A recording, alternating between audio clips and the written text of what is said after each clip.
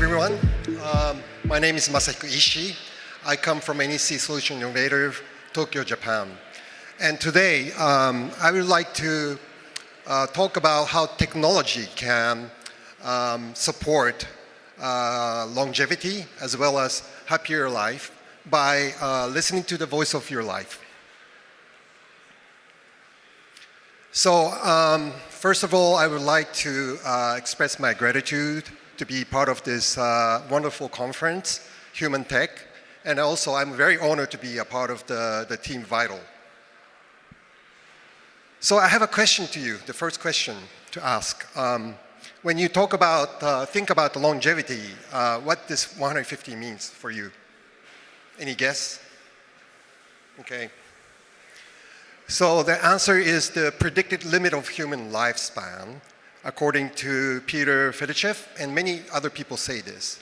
So although this is an organic limitation of human being, recent technology for Medicare and everything makes it even, it's not a fantasy anymore, okay?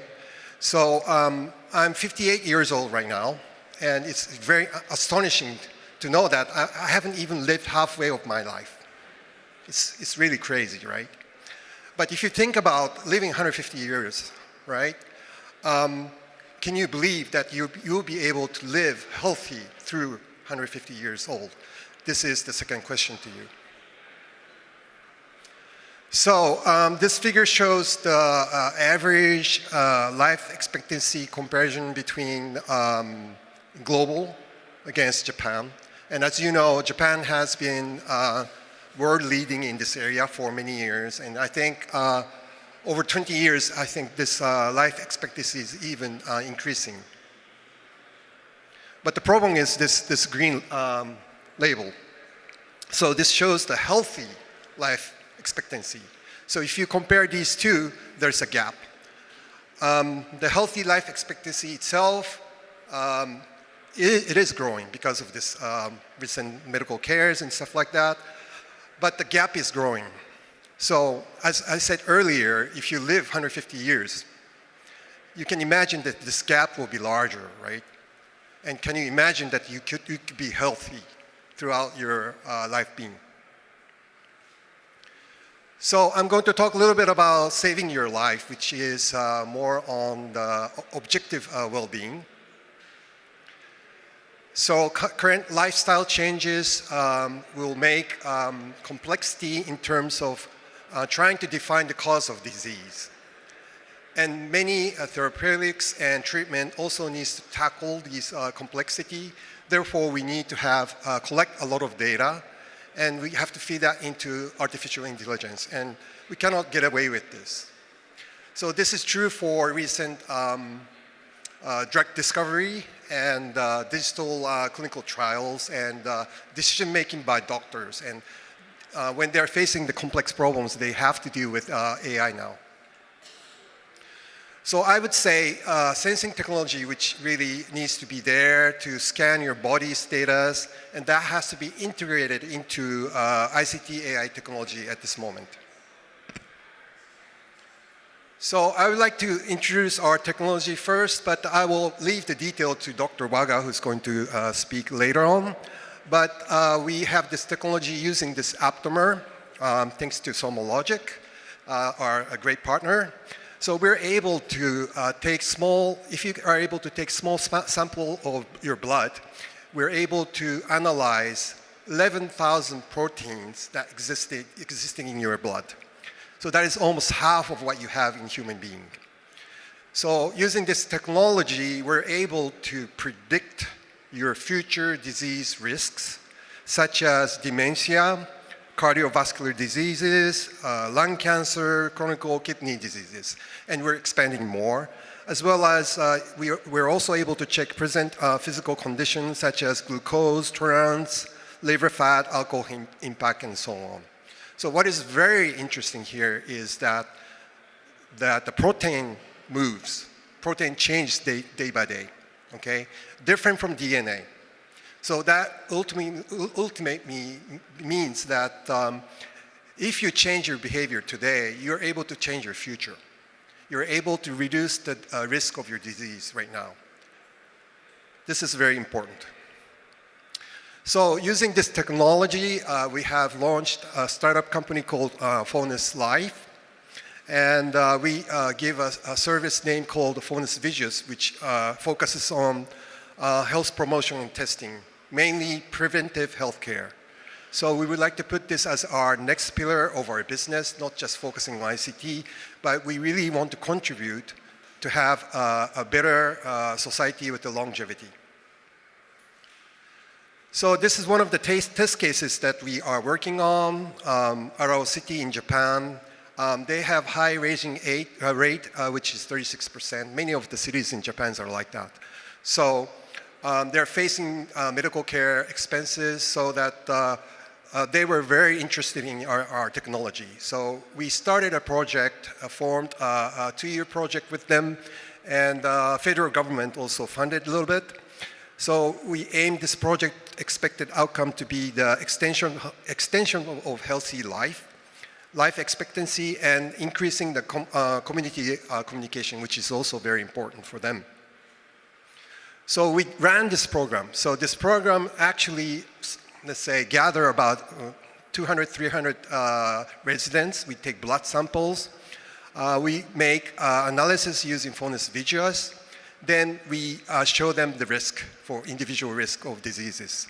So just showing them a risk is a disaster. So actually we have this analog service, which is highly professional concierge service, who will sit together with you and tell you what to do in order to improve your or decrease the risk of disease. And this was quite successful, and actually half of the participants were able to reduce their risk for the future. And this was just running for half a year.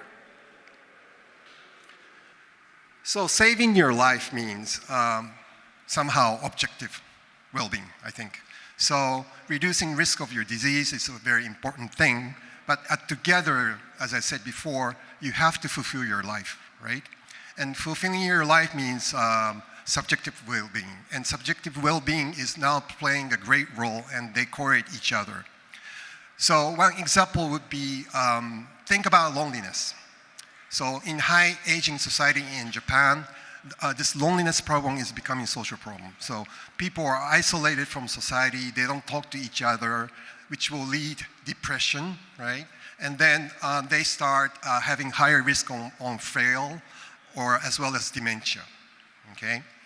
So we need to address this point, and we need to find some technology which will support the subjective well-being.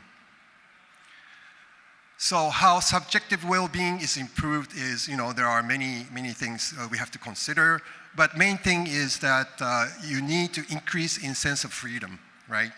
So if you have the freedom, you have option, you can think the way you want to live for the future, and I think the technology would be able to help that in some ways. So the subjective well-being plus technology is something that we have to really address for. So how we do this in practice, we will need to approach how you want to live, for instance, how you are, authenticity, as well as you have to look at the aspiration, and you have to look at the purpose of your life, right? So in Japanese, we call ikigai, and I think it's becoming one of the popular word. Clinically proven services we're developing, such as let's say, in conjunction with CBT or positive psychology, and we were able to increase the quality of sleep, for instance. That is very important.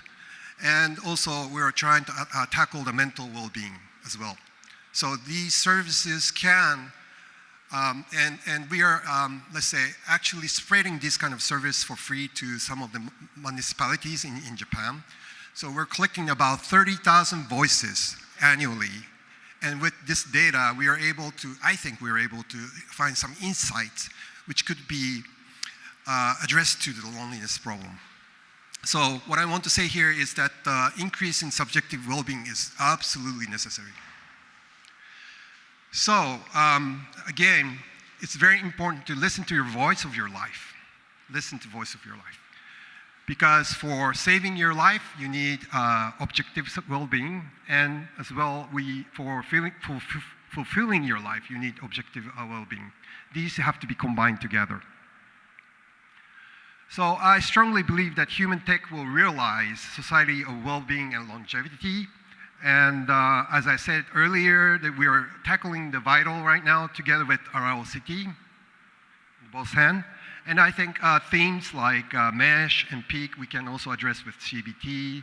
So the important thing is that we alone cannot cover everything, right? We're a technology company, but we cannot cover everything. So we need to get together. So come on and join us, and we can try to find a way to have better society with longevity. So this concludes my first part of the presentation. This is our corporate message that exists today, changing today for a brighter future. So let's get together to change today for a brighter future. Thank you very much. So I'll pass it to Dr. Waga for more insight to our technology. Thank you, Ishii-san. I'm really great honor to be here because everybody's thinking about the human and big opportunities and thinking big things. That's great place. So thank you for this opportunity to talk this. I would like to introduce the voice of life. FonesLife means the voice of life. That's company name. So I'm doing some research in the United academic position and also the Japanese government, and also all the subject is well-being. So I really interested about the future well-being. I have 3 topics now. One is a lifestyle. So very seriously thinking, daily life creates 80% of our disease. That's very bad. So living in a city, a Western lifestyle causes many problems. So blue light, if you use the smartphone in the bed, it's very hard. Human being needs sleep, but it blocked from the blue light. And a human being also needs a plant,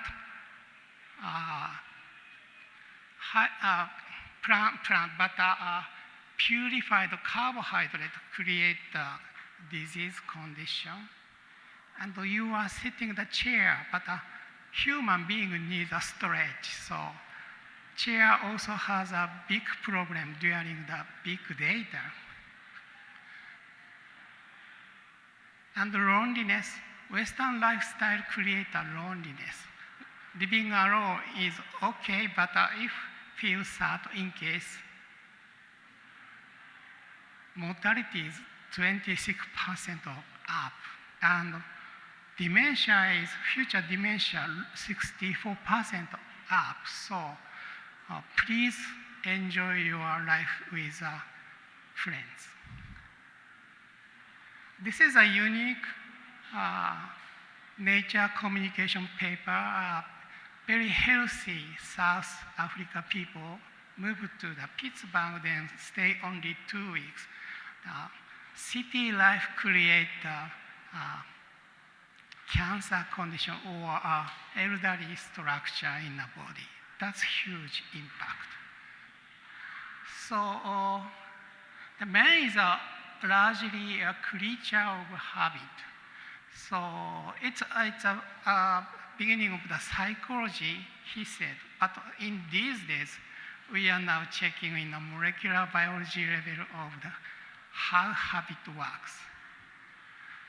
Actually, lots of AI and lots of new tools, molecular probes, has a disease state probes, but there are no tools for the future prediction of the disease. That's voice of life it comes from blood proteomics. Protein tells about your future. That's the beginning of our business. So proteomics, a baby or a grandfather, same information in the DNA, but proteins are dramatically changing daily because of the daily life or Western lifestyle. He's the guy I really love to work with, Larry Gold. He created a very nice artificial DNA-based protein probes. Now it's increasing 11,000. So 11,000 of molecular probes capture each of your protein and calculate how happened it. It's delivered by the standard of bio tools, our collaborator. So this is the trick. Only 55 microliter of the blood, more than 10,000 proteins are there. It's easily measured and calculate how happened in your body.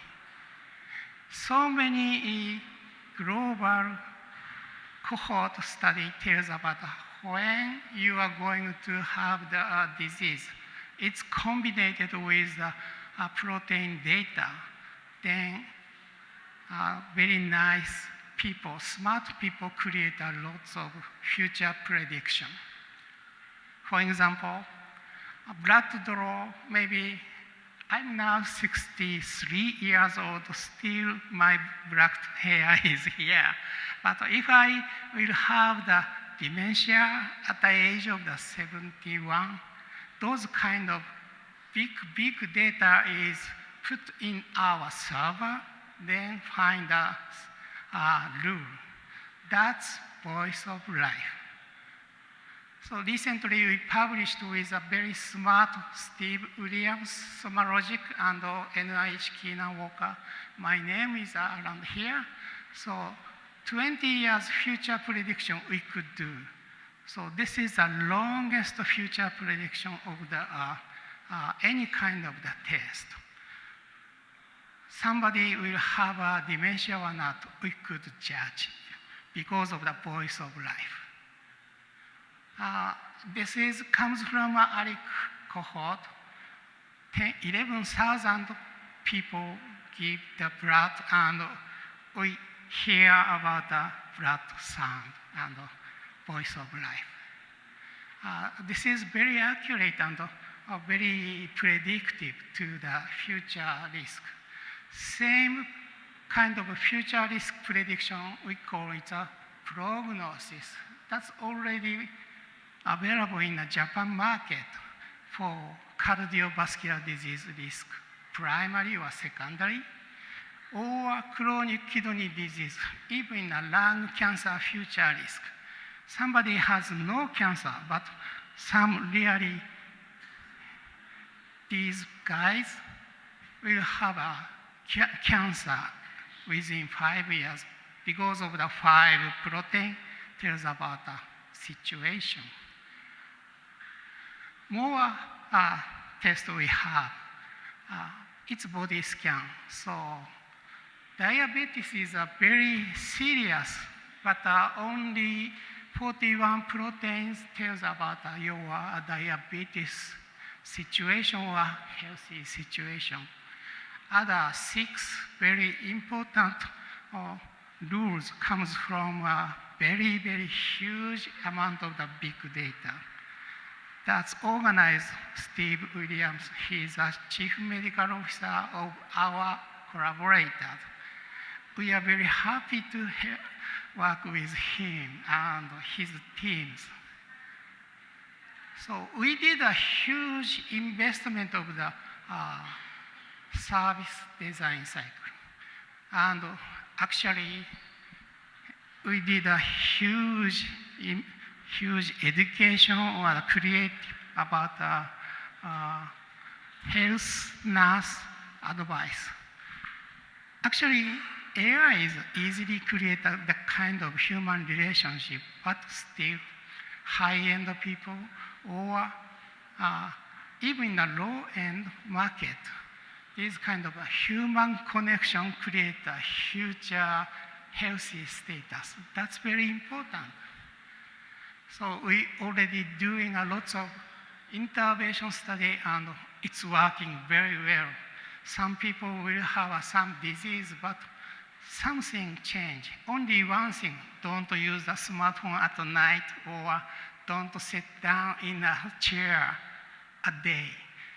If they stop only one habit, it's very effective. We already have a lots of data now, and going to publish like this paper.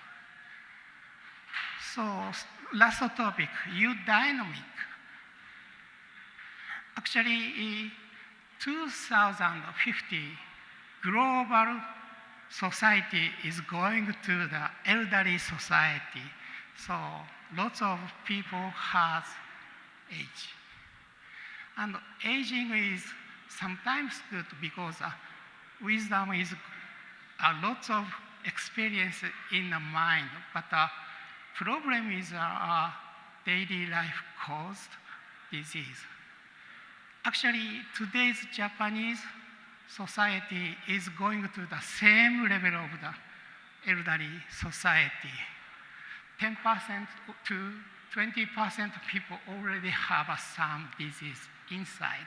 That's growing in the globally, so it's not good for the eudaimonic well-being. People want to be a nice condition like a well-being forever. This is an old poem. Youth is a gift of the nature, so younger people doesn't want me to do anything, but aging people is, you are only 200 years create a huge amount of the aging people. Age is a work of art. It's a kind of art creating lots of work, but if they have the disease in case, it's very hard to keep their well-being status. So we would like to use the blood whispers that's create a huge big data and to make an advice to change someone's lifestyle. It's throughout to the eudaimonic well-being. That's my talk. Thank you for your attention.